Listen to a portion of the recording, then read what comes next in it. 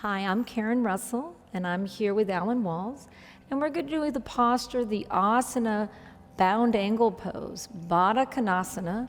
Sometimes it's also called butterfly, and you can see it kind of has wings. So this is a huge hip opener. And if your knees, if you have some knee issues, it might not be so comfortable. If your hips are really tight, your knees will be lifted up a lot, right? So you bring the soles of the feet together. Nice place to start with that first platform. Even here, even though you're not standing on your feet, root the soles of the feet together. Try to touch the toes together. Activate the feet a little bit. Now you can play with this. Some people hold the feet, some people hold the ankle. Sometimes people will open their feet up like a book, right? And just open up like a book. So you still want to activate the feet, so choose that activation. And then let's talk about the sit bones, right? We don't want the low back to be rounded here. And a lot of times we'll round the low back, right? Because we feel like we're just sitting. So now your second platform, the pelvis area, lift the frontal hip bones up, draw the sit bones down. So really feel the sit bones rooted into the earth evenly. From there, work your way up to the shoulder girdle. From the outer upper arms, back and down, hollowing the armpits, soften the heart, widen the collarbones, right, so that we're not poofing. And then the last part is a little bit of the chin lock, drawing the chin back and down, keeping a nice long spine. So not just your breath, but your energy, right, from the crown of the head to your sit bones, a lot of energy flow. So Baddha Konasana is great for when you start class, when you want to maybe do some breath work.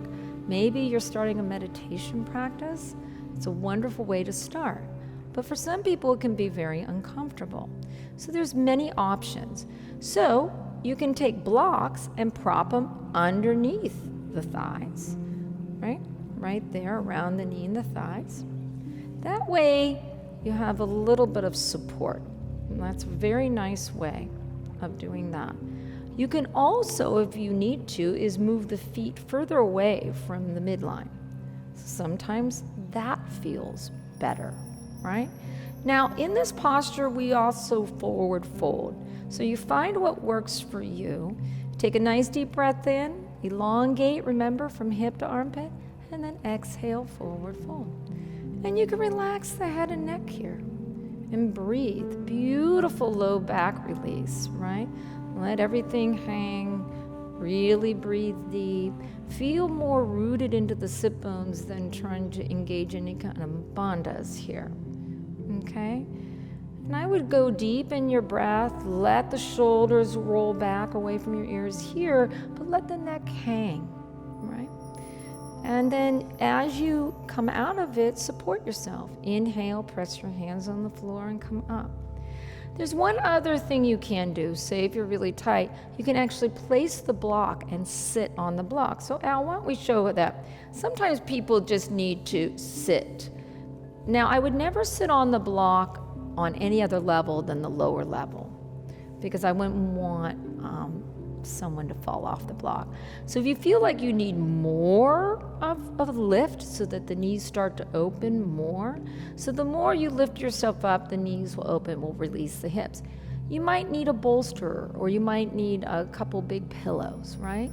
So support yourself so that you're comfortable, your knees are comfortable. Also, if you feel like you need a little bit of relief in the knees, then stretch the legs out a little further in front of you.